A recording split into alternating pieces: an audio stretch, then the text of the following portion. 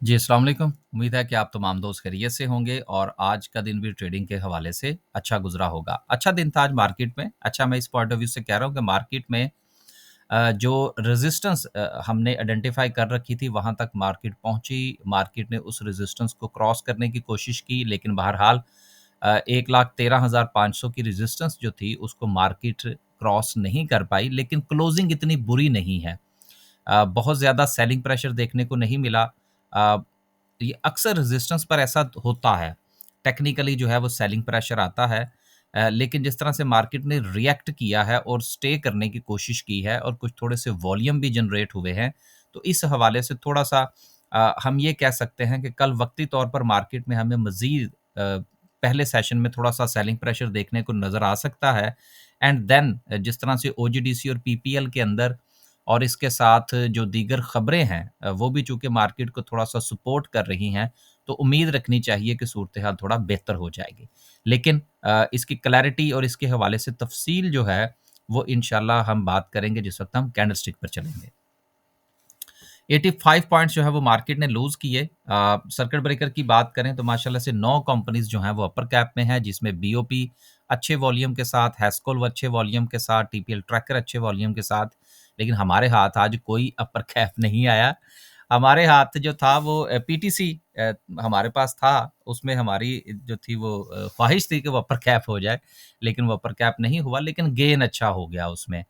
PPL में gain अच्छा हो गया, टीआरजी में गेन अच्छा हो गया, एसएसजीसी थोड़ा-सा चल गया, पाकिस्तान रिफाइनरी हमारा थोड़ा चल गया, गेल में सिचुएशन थोड़ी-सी बेहतर होती हुई नज़र आ रही है। तो ओवरऑल बहरहाल सिचुएशन जो थी वो अच्छी रही। लोअर कैप की बात करें तो कोई ख़ास कंपनी नहीं है, मार्सवाइट टॉमसिल के राइट के हमारी तरफ से जो हालात और वाक़यात थे उन पर थोड़ा-सा पहले बात कर लें, फिर आगे चलते हैं। पीटीसी 2470 का टीपी पहुंचा, उसके साथ टीआरजी में सिचुएशन थोड़ी बेहतर रही। आगे देखें तो पीपीएल में सिचुएशन थोड़ी-सी बेहतर रही, इसके अलावा पीआर में सिचुएशन बेहतर रही, हमने अभी पहले ही ज़िक्र किया। हमारा जो ऑनलाइन सेशन है जो कि हमारे ग्रुप मेंबर्स के लिए तो फ्री है, लेकिन अगर कोई दोस्त अहबाब जॉइन करना चाहें तो वो कर सकते हैं, जो कि सैटरडे इवनिंग को होगा और इसमें हम टॉपिक डिस्कस करेंगे how to sell in steps.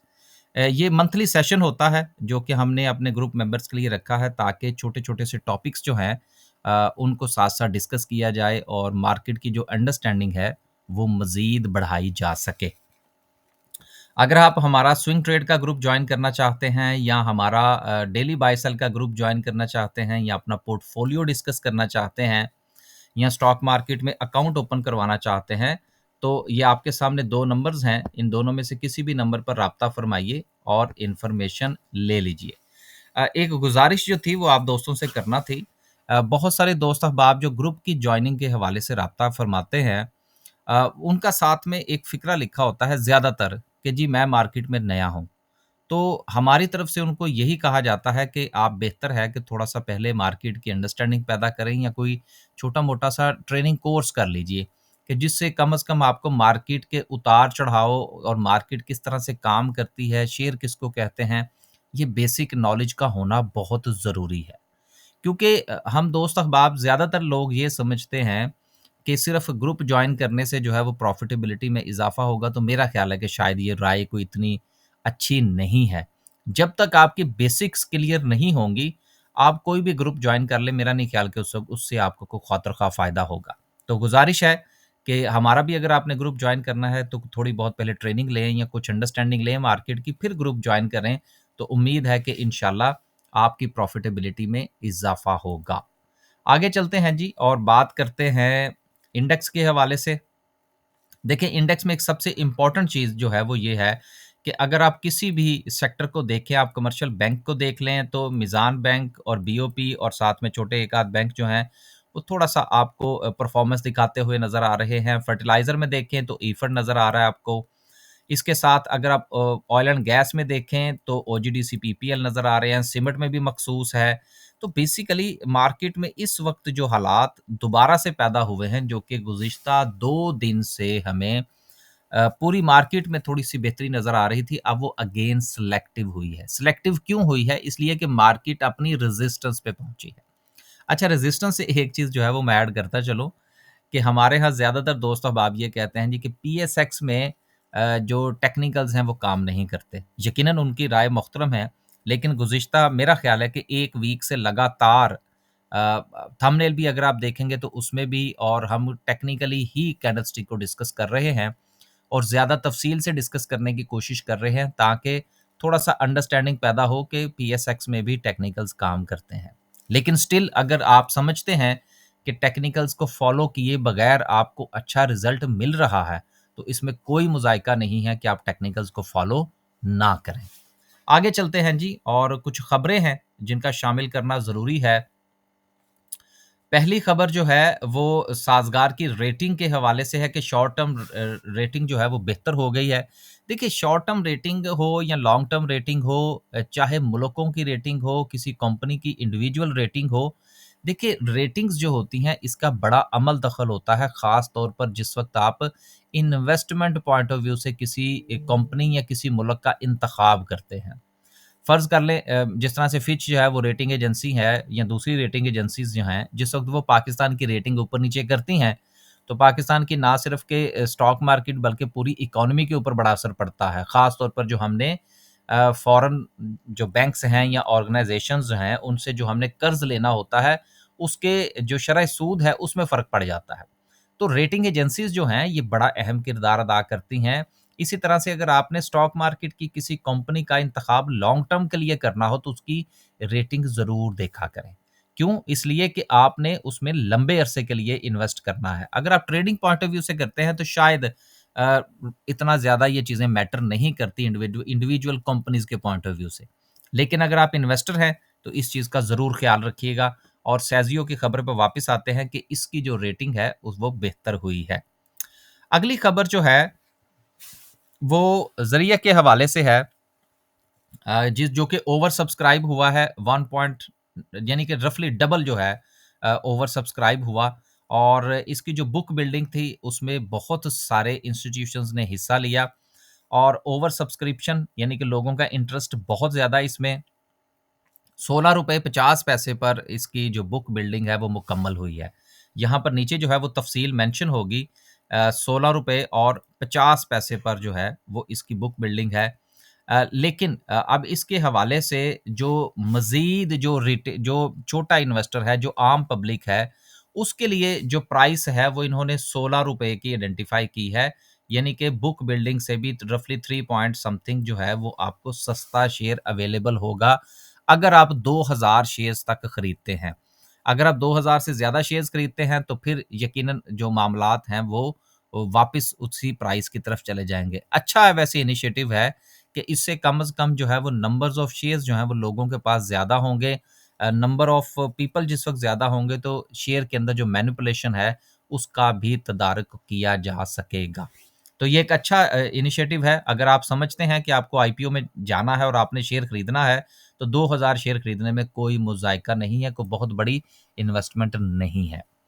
आगे चलते हैं जी और अगली खबर जो है वो पीएसएक्स के हवाले से है कि 2024 के अंदर जो पीएसएक्स का रिज़ल्ट था, रिज़ल्ट मैं इसलिए कह रहा हूँ क्योंकि जो आउटपुट था अकॉर्डिंग टू ब्लूमबर्ग उसमें 84% का रिटर्न जो था वो पीएसएक्स ने दिया। अब उसके बाद जब से जनवरी आया है और जनवरी में हमने देखा है कि बहुत सारे जो रिजल्ट्स हैं वो आउटस्टैंडिंग हैं। ख़ास तौर पर बैंकिंग सेक्टर में आपने देखा कि परफ़ॉर्मेंस बहुत अच्छी है। दीगर सेक्टर में भी इंडिविजुअल कंपनीज़ की परफ़ॉर्मेंस बहुत अच्छी है, आउटस्टैंडिंग रिजल्ट्स आ रहे हैं और अर्निंग्स बढ़ी हैं। अब इस हवाले से जिस वक़्त जो इंटरनेशनल फंड मैनेजर्स हैं, उनका ये ख़्याल है कि रफ़ली कोई 40% का और रिटर्न जो है, वो पीएसएक्स में आ सकता है। इसलिए अब दोबारा से जो रुझान है, वो पीएसएक्स की तरफ इंटरनेशनल फंड मैनेजर्स का हो सकता है।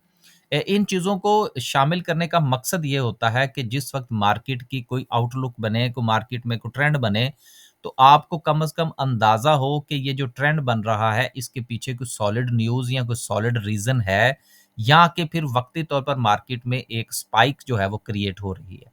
तो स्पाइक में और ट्रेंड में एक फ़र्क होता है जिसको आइडेंटिफ़ाई करना ज़रूरी है।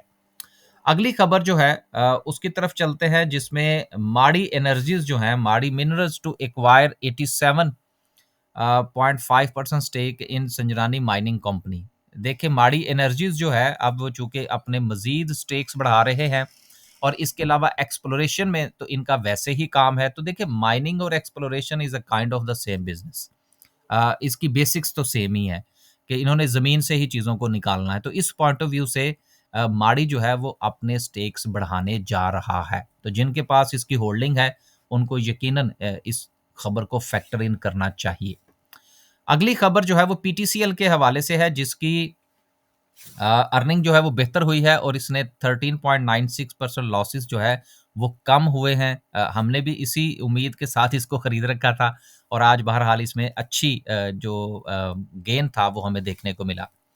आखिरी खबर जो है वो एमएससीआई के हवाले के से है कि जिन्होंने अपना जो इंडेक्स है उसको अपग्रेड किया है। और जिन कंपनीज को देखिए, ये जस्ट लाइक अ पोर्टफोलियो, जिस तरह आप अपने पोर्टफोलियो में से चीज़ों को निकालते हैं, शेयर्स को निकालते हैं, एंटर करते हैं, सेम इसको सादा अल्फाज में ही रखें तो वो ज़्यादा बेहतर होगा। अब रीशफलिंग जो हुई है उसमें बीएफ बायो साइंसेज वो ऐड हुआ है, बीफो इंडस्ट्रीज हुआ है और पावर सीमेंट को इन्होंने ऐड किया है स्मॉल कैप इंडेक्स के अंदर। और जो निकले हैं उसमें से एयरलिंक है, अस्करी बैंक है, अटक रिफाइनरी है, सर्ल पाकिस्तान है। अब देखिए, यहाँ पर बहुत सारे लोग ये सोचेंगे कि देखें जी, ये तीनों कंपनीज चलें किसी हद तक बीएफ बायो साइंसेज की समझ लगती है या बीफो की समझ लगती है, ये पावर सीमेंट कहाँ से आ गया इसमें? और इसी के साथ ये भी सोचते होंगे कि यार देखें, अटक रिफाइनरी कितना अच्छा शेयर है और उसको जो है उसमें से निकाल दिया गया है। सर्ल देखें जी, इंप्रूव कर रहा था, उसको निकाल दिया गया है। यार देखिए, ऐसा नहीं होता। बेसिकली इन्होंने अपना एक फार्मूला बनाया होता है कि स्मॉल कैप में कौन सी कंपनी होगी, मिड कैप में कौन सी कंपनीज होंगी और लार्ज कैप के अंदर कौन सी कंपनीज होंगी। जैसे जैसे वो कंपनीज जो हैं उनके जो अप्स एंड डाउन चलते हैं और उनकी प्राइसेस ऊपर नीचे होती हैं, तो उसी के साथ ही उन कंपनीज को इंडेक्स में से इन और आउट किया जाता है। ये अपने क्राइटेरिया के मुताबिक चलते हैं। इसका ये कतई मतलब नहीं है कि जो कंपनीज इन्होंने ऐड की हैं वो बहुत अच्छी हैं और जो कंपनीज इसमें से निकली हैं वो बुरी हैं। ये ऐसा नहीं है।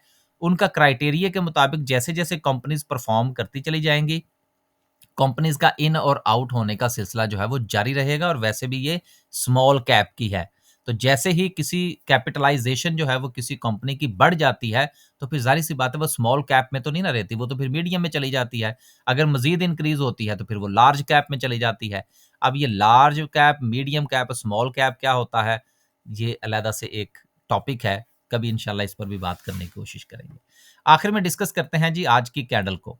कैंडल में कल जो था वो हमने जो गुजारिश की थी आपके सामने, वो ये थी कि मार्केट के पास, और ज़रा इसको हमने बड़ा कर भी कर लिया था, आज भी अगर हम कर लें, तो हमने ये गुजारिश की थी कि मार्केट के पास जो नेक्स्ट रेजिस्टेंस है, वो है 1,13,500 की। और आप ये आज देख सकते हैं कि एग्जैक्टली वहीं से मार्केट को जो है वो रिजेक्शन मिली और देन उसके बाद मार्केट जो है वो वहां पर स्टे करने की कोशिश करती रही, लेकिन बार बार मार्केट को सेलिंग प्रेशर का सामना रहा। एक बात, लेकिन दूसरी बात अगर आप गौर करें जो कि इम्पोर्टेंट भी है, और वो ये है कि मार्केट अगेन यहाँ पर सस्टेन करने की कोशिश कर रही है। हमें ये सिचुएशन जो है वो देखने को नहीं मिली। होना तो यही चाहिए था ना कि मार्केट ने अगर स्टे नहीं किया तो फिर मार्केट जो है वो छोटे टाइम फ्रेम के ऊपर नीचे आ जाती। लेकिन अभी तक जो है लास्ट 2 घंटे भी अगर आप देखें तो मार्केट आपको यहाँ पर स्टे करती हुई नजर आ रही है। इसका मतलब क्या है? इसका मतलब यह है कि अभी मार्केट में जान मौजूद है, एक चीज। दूसरी बात यह है कि मार्केट गो के अपने एक राइज छोटा सा वक्ती तौर पर जो था वो मार्केट ने हमें दिखाया, और मार्केट में 3-4 दिन जो है, मंडे ट्यूसडे का खास तौर पर 2 दिन जो हैं वो हमें मार्केट में एक अप ट्रेंड देखने को मिला। क्या मार्केट का मजमूई तौर पर जो ट्रेंड है वो तब्दील हो चुका है? तो बिल्कुल ऐसा नहीं है। जब तक मार्केट अपनी इस ट्रेंड लाइन को ब्रेक नहीं करती, जो कि रफली 14,000 का लेवल बनता है, 1,14,000 का, तब तक मार्केट का ट्रेंड जो है वो नेगेटिव ही रहेगा, वो पॉजिटिव नहीं होगा। तो इस चीज को आपने जरूर जहन में रखना है कि मार्केट जब तक अपने इस ट्रेंड को ब्रेक नहीं करती, तब तक मार्केट में बहुत लंबी उम्मीद जो है वो मेरा ख्याल है नहीं बाँधनी चाहिए। ट्रेडिंग पॉइंट ऑफ व्यू से इंडिविजुअल स्टॉक्स के अंदर काम करें। ट्रेंड लाइन ब्रेक हो, वॉल्यूम जनरेट हो, तो यकीनन एक बड़ी उम्मीद मार्केट से रखने में कोई मुज़ायका नहीं होगा। अभी तक बहरहाल मार्केट का ट्रेंड नेगेटिव ही है, वो पॉज़िटिव नहीं हुआ। इजाज़त दीजिए, अल्लाह हाफ़िज़।